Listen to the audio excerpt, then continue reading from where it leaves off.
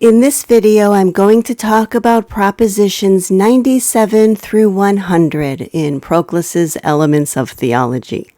Now, this video is part of a series of videos on the elements, and so for those of you who are interested, I will link a playlist. As I've been doing throughout the series, I am using the E.R. Dodds translation. For those of you who don't have the text, there is a link in the description box. So now we're getting into a section that Dodds titled Supplementary Theorems on Causality, etc., otherwise known as miscellaneous stuff that Proclus needs to explain. We're going to see that this section stretches all the way through proposition 112. And after that, Proclus is finally going to introduce the gods. Now, there is a question that all of us are bound to ask at some point. And if you haven't thought of this question yet, well, it's just a matter of time. You would have eventually. The book is called Elements of Theology, yet Proclus has not yet mentioned the gods at all. And as already mentioned, they don't even come into the propositions until number 113, which raises the question, why? Why does it take him so long to bring up the gods? Well, the short answer is that there are 112 points that Proclus has to make in order to set the stage for what he wants to say about the gods.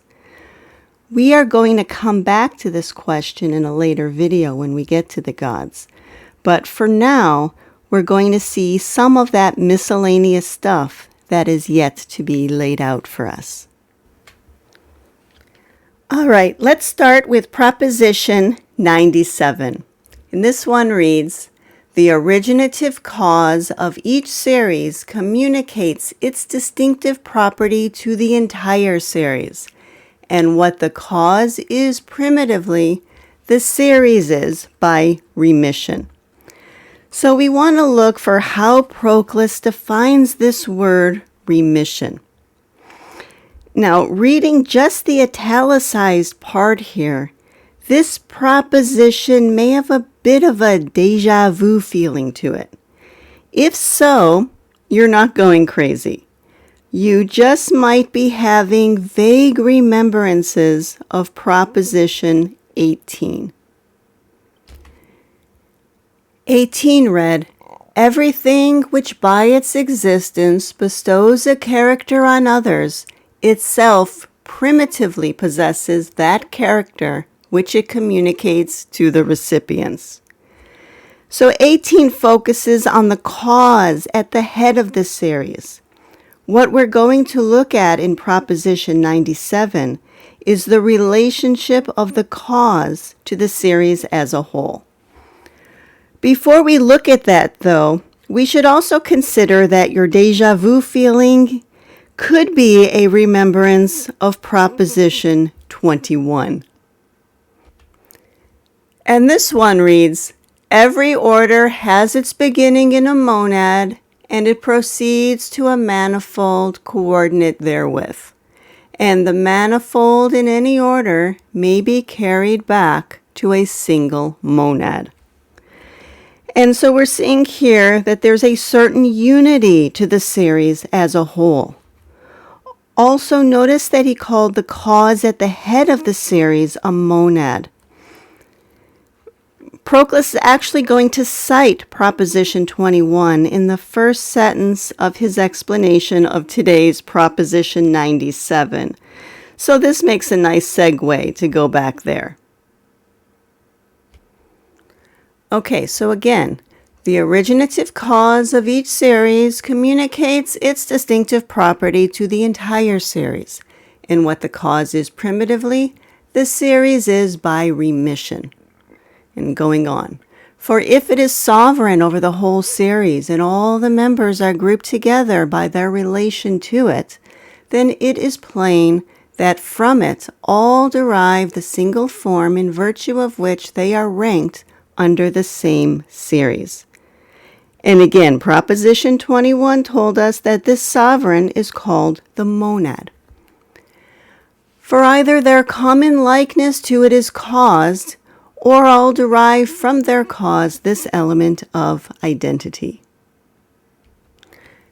Notice that Proclus is giving us an option here. He's telling us that there are only these two options possible.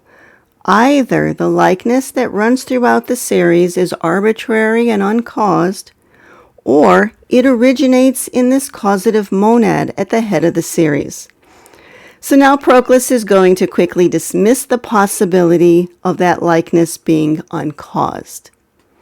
He writes, "But the former supposition is impossible, for the uncaused is spontaneous, and spontaneity can never occur where there is order and continuity and perpetual freedom from variation." And so the only remaining option then, from its cause then, the entire series receives the distinctive character proper to the being of that cause. Now, what follows from this? What follows from some characteristic running through the whole series from the cause down through all the members? And this is paragraph 2. So if so, it manifestly receives it with remission. That is, with the declension appropriate to secondary existences. So now Proclus has given us that definition that we were looking for of remission. It is the declension or the declining power that is appropriate to secondary existences. There is a diminution of power and essence as the series unfolds. Each member of the series carries the characteristic of that series, but at its own proper power and unity. Okay, going on.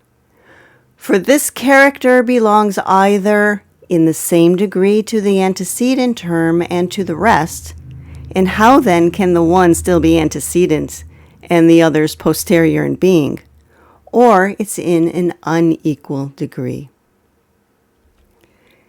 And Proclus is giving us another either-or option, although this time he's already dismissed the first option. So, by the Sherlock Holmes principle, whatever remains must be true. And so we have this conclusion.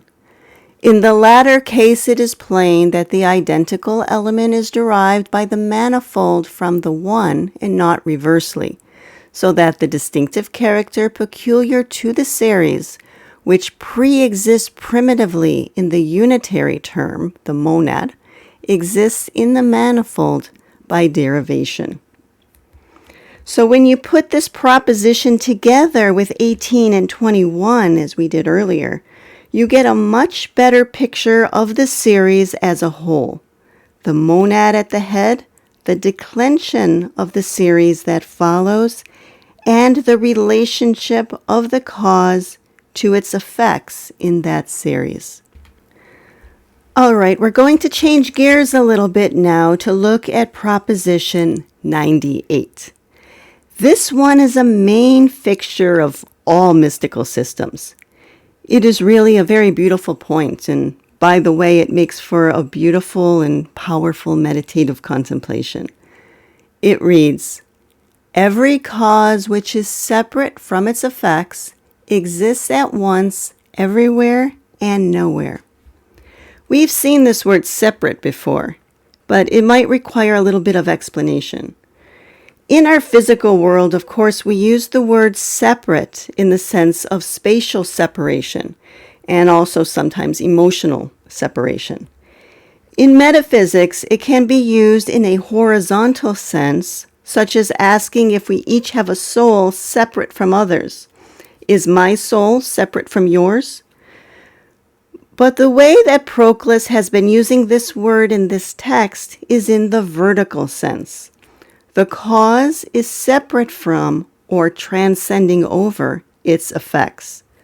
So separate is being used synonymously with transcendent. So we can plug the word transcendent in for separate, and then we would get Every cause which is transcendent from its effects exists at once, everywhere, and nowhere.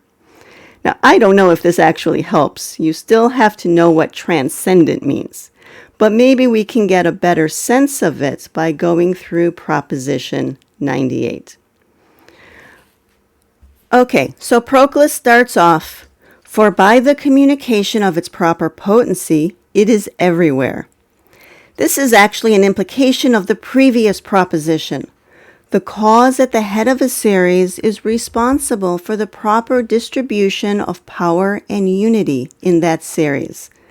That is what is meant by remission. And so now Proclus is adding that through that communication, the cause is everywhere. In other words, it is immanent. And this will become clearer if we look at his definition of cause. We mean by cause that which fills all things naturally capable of participating it, which is the source of all secondary existences, and by the fecund outpouring of its irradiations, it is present to them all.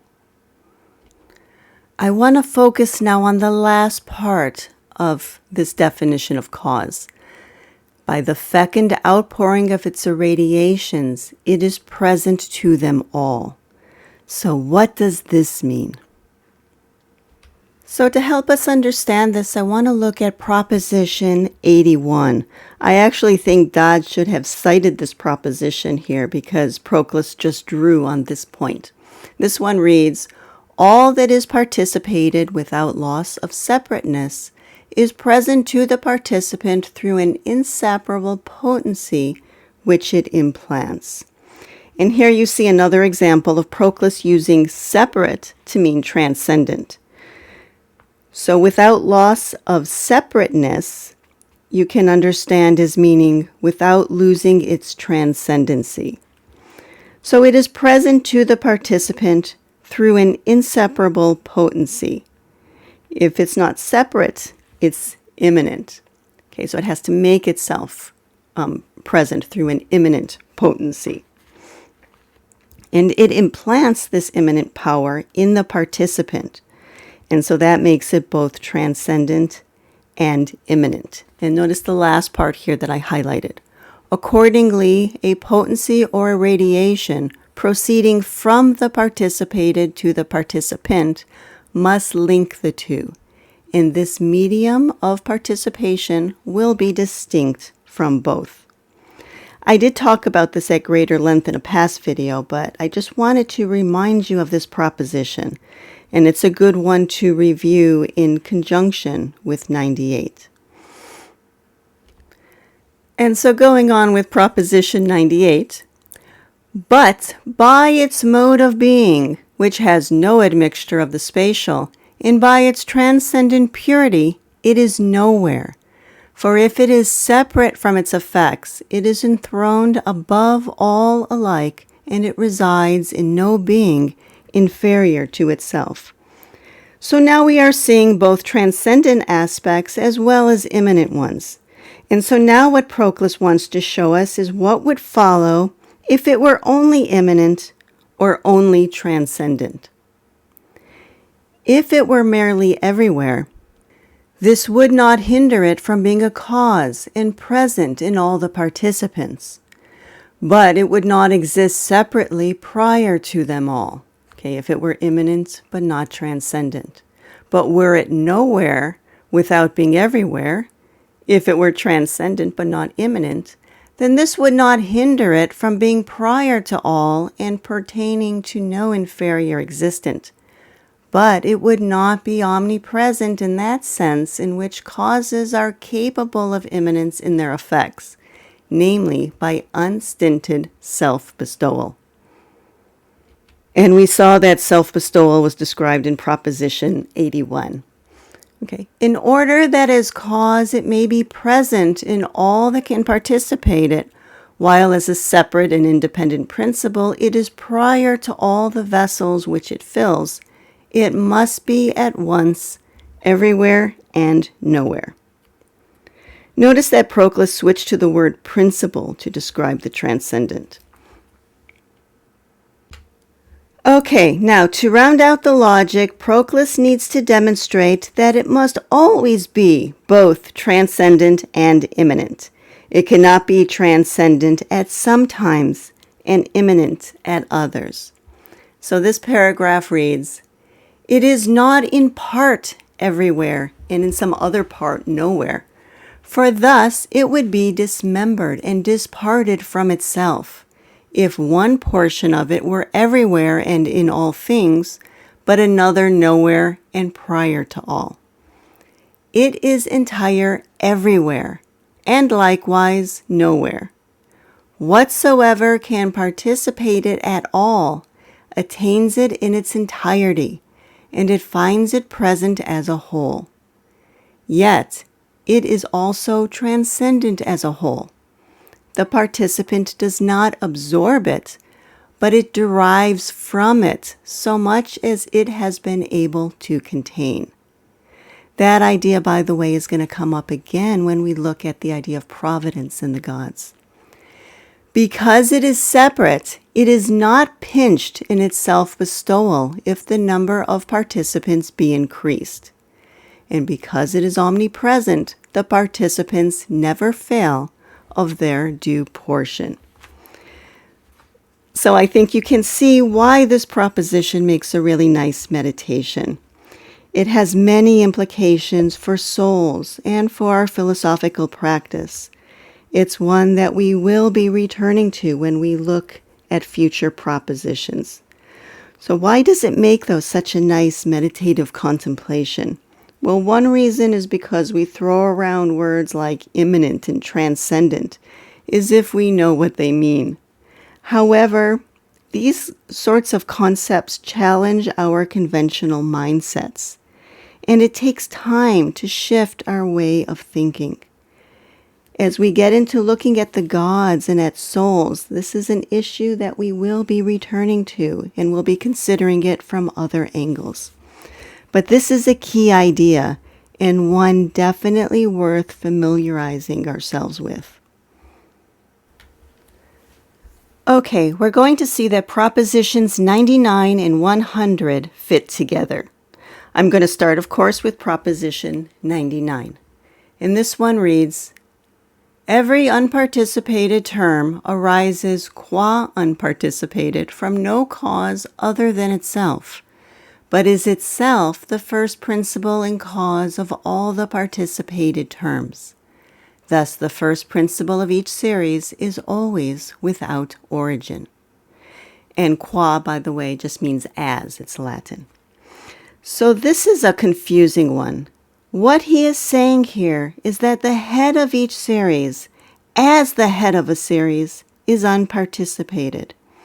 And remember, that is another way to say it's transcendent, beyond the series that it is a cause of. And as transcendent, there is a sense in which we can talk about it being uncaused. This is another way of saying that these unparticipated monads are self-constituted. And as a bit of review, here's proposition 40. All that proceeds from another cause is subordinate to principles which get their substance from themselves and have a self-constituted existence. And I highlighted a few key parts here. It's that which produces itself. It is self-sufficient in respect of its existence. These are terms which are produced by themselves and so are self-constituted. So the self-constituted produce themselves. That is what Proclus means by uncaused. And if they produce themselves, they're not produced by another. They're not caused by another. They are uncaused. Okay, so now back to proposition 99. Proclus is focusing on the fact that the head of each series is uncaused.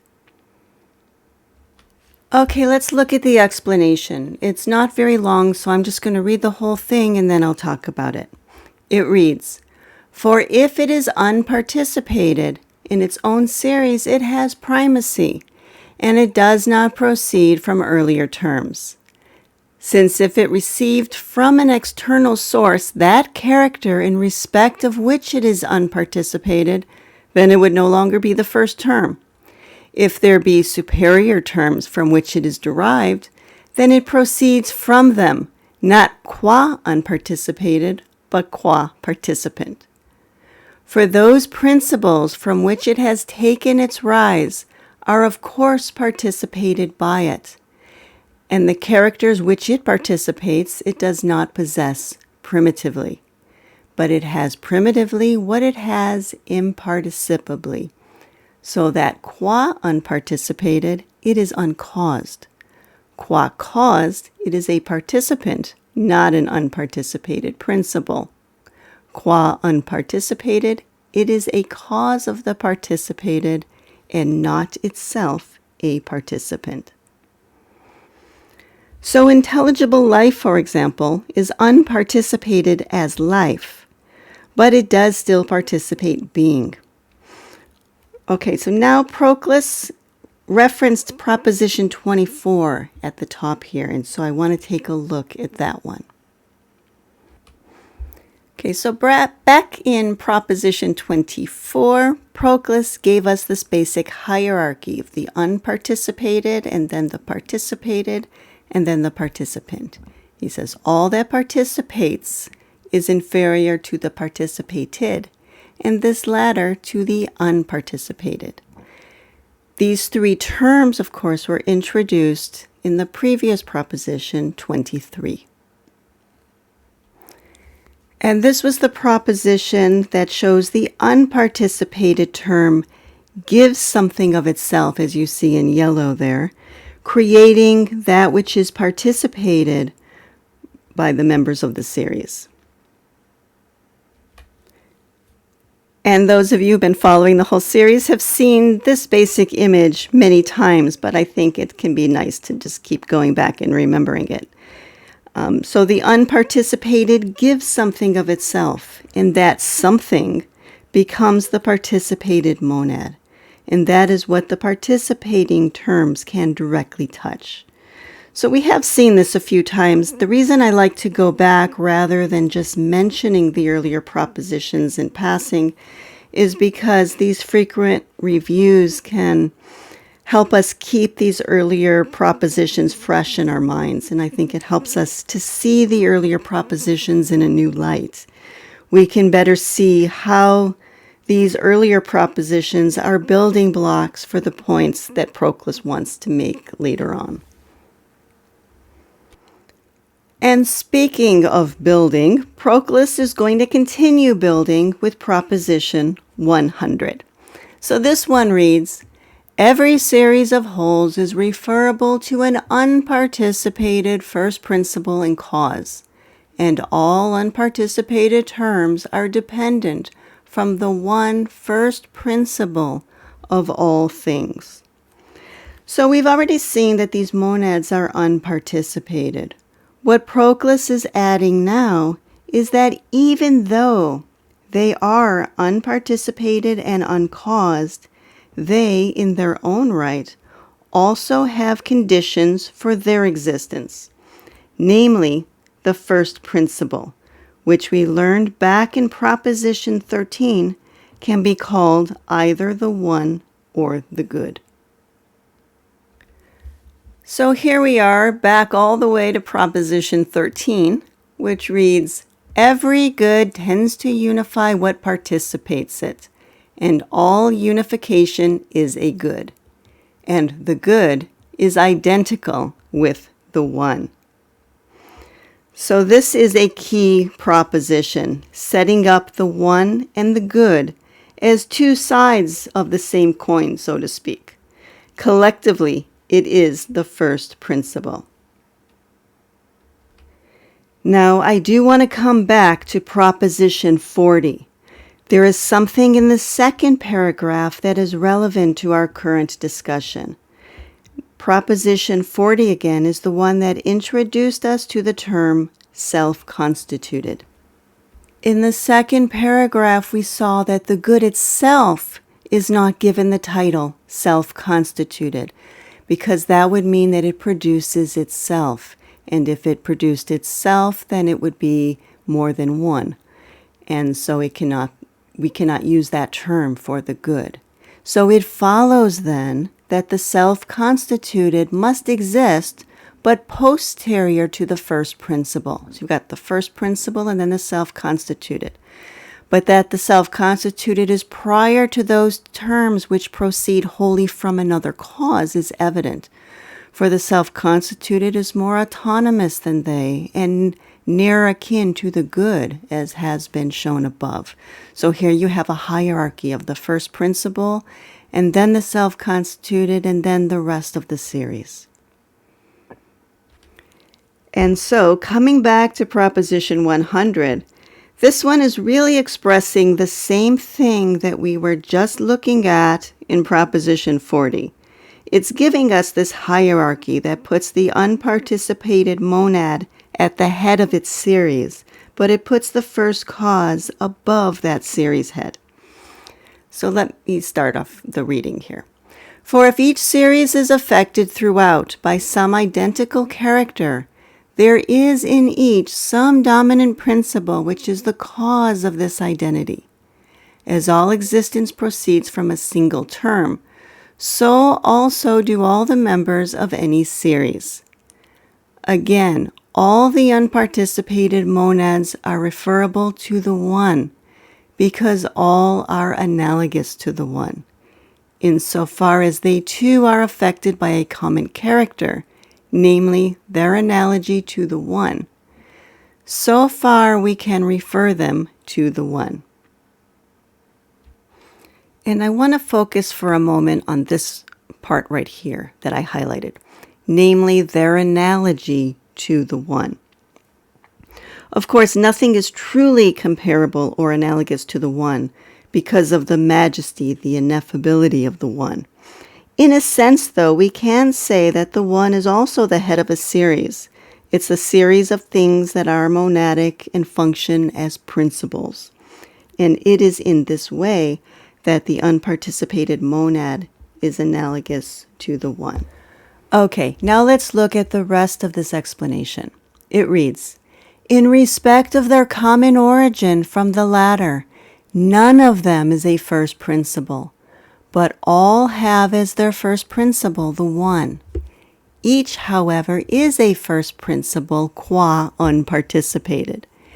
As principles of a certain order of things, they are dependent from the principle of all things. For the principle of all things is that which all participate, and this can only be the primal cause. The rest are participated not by all, but by a certain sum.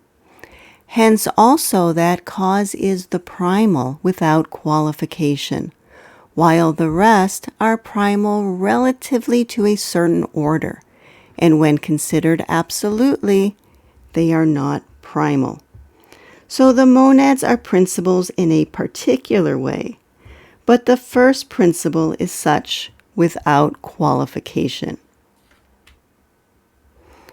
Well, I hope you found that helpful. Please let me know in the comments what you think of this series, how it's going for you, and if you enjoy what you're seeing, I would appreciate you hitting the like button. And I do hope you'll join me next time. Thank you very much.